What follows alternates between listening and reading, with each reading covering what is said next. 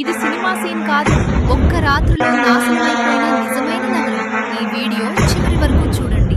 జనవరి 9, 2026న Russia suicide Shahed డ్రోన్స్తో Ukraine రాజధాని కీవ్పై భారీ దాడి చేసింది. ఇది సైనిక ప్రాంతం కాదు, రెసిడెన్షియల్ కాలనీలు.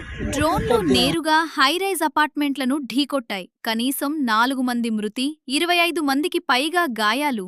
ఈ ఫుటేజ్లో మీరు చూస్తున్నది ఒక రష్యన్ డ్రోన్ నేరుగా భవనాన్ని ఢీకొట్టిన క్షణం. ఈ దాడిలో బాధితులను రక్షించడానికి వచ్చిన ఒక ఎమర్జెన్సీ మెడికల్ వర్కర్ మరణించారు. మొదటి దాడి తర్వాత సహాయం చేస్తుండగా రష్యా చేసిన డబుల్ ట్యాప్ స్ట్రైక్ ఆయన ప్రాణాలు తీసింది. 17 రెసిడెన్షియల్ టవర్స్ దెబ్బతిన్నాయి. ఒక కిండర్ గార్టెన్ నాశనం. విద్యుత్, నీటి సరఫరా నిలిచిపోయింది.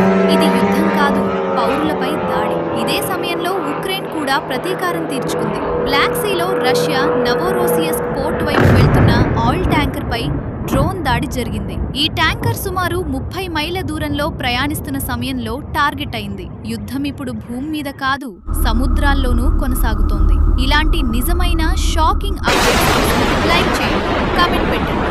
మా ఛానల్ను ఇప్పుడే సబ్స్క్రైబ్ చేయండి.